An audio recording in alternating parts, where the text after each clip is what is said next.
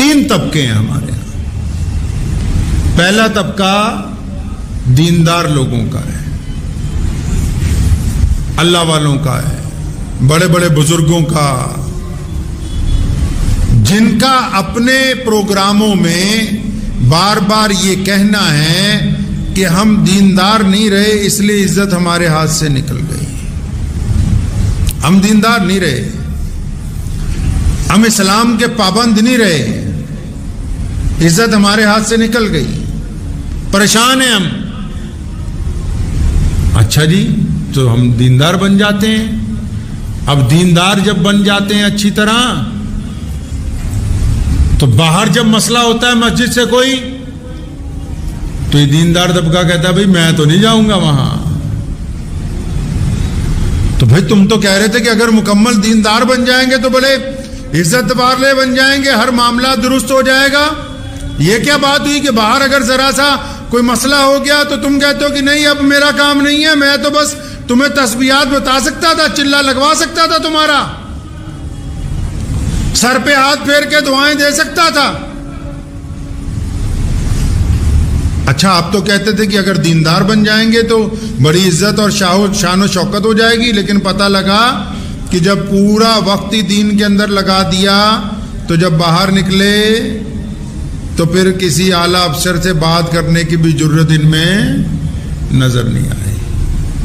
दूसरा तबका मुसलमान दानिश्वरों का, चाहे वो अलीगढ़ के हों, चाहे जामिया मिल्लिया इस्लामिया के हों, चाहे वो लखनऊ के हों, जिनका ये रोना है पिछले 70 साल से कि आला तालीम होनी चाहिए, आला तालीम।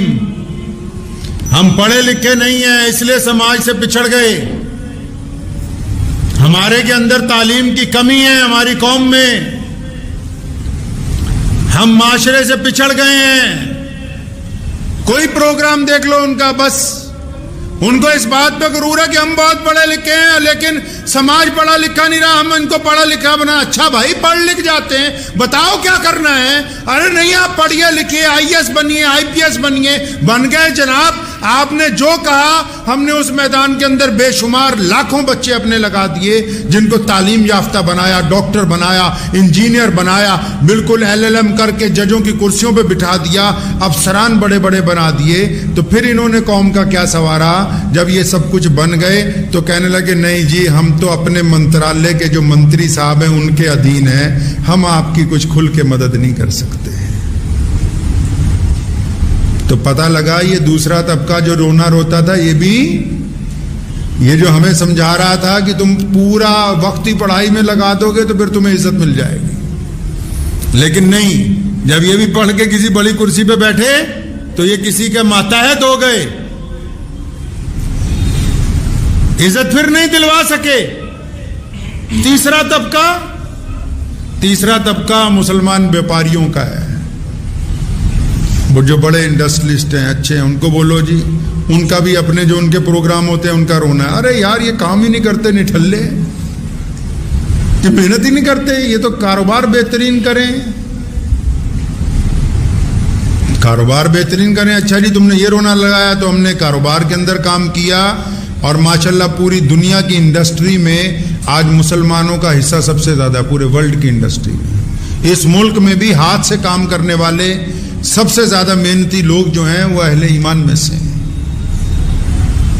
तुमने कहा जी काम करो, खूब काम किया, बड़ी बढ़िया कंपनियां लगा दी,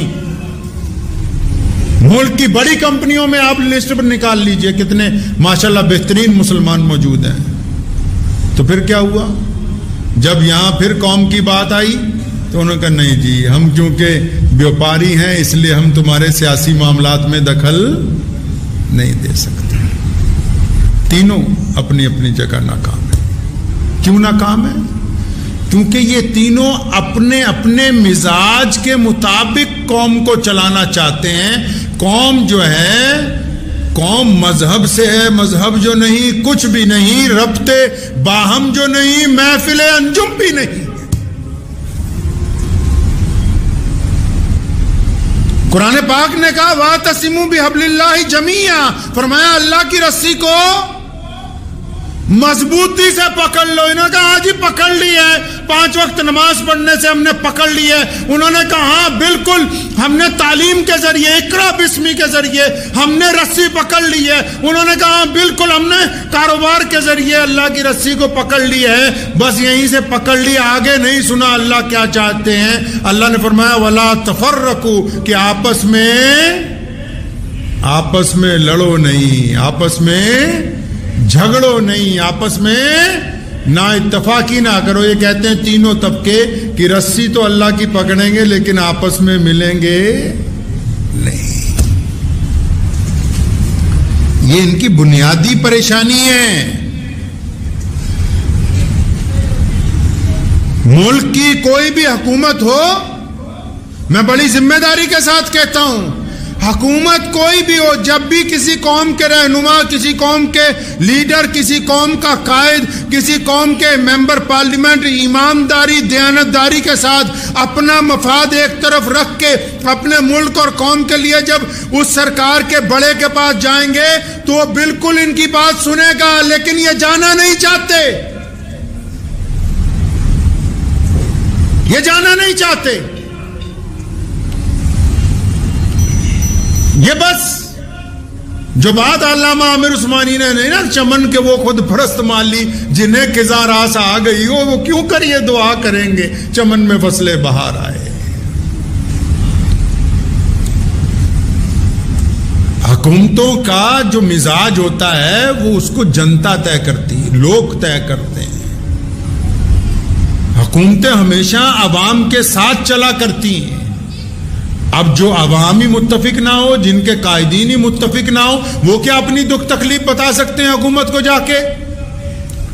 मैं कहना तो नहीं चाहता था, लेकिन फिर भी दोहरा रहा हूं अपनी इस बात को कि अभी पिछले हफ्ते दारुल देवबंद की छांव में एक जमात ने अपना बहुत बड़ा प्रोग्राम किया और उसमें पूरे मुल्क की इधर की उधर की फलां की तलां की बातें करते रहे, लेकिन उन करारदादों के अंदर कहीं एक लफ्ज ये नहीं लिखा कि हमारी कौम में एक बुजुर्ग बंदा है, हमारी कौम में एक शरीफ आदमी है, हमारी कौम का एक दाई है जिसका नाम मौलाना कलीम सिद्दीकी है, जिस पर मुकदमा झूठा पड़ गया। हुकूमत को एक दफा इस इजलास के अंदर एक दफा इन मौलवियों ने करारदाद पेश करके हुकूमत को नहीं कहा कि हमारी बात सुननी चाहिए, हमारे साथ ज्यादती हुई है। लेकिन दावा है कि हम हमदर्द हैं कौम के।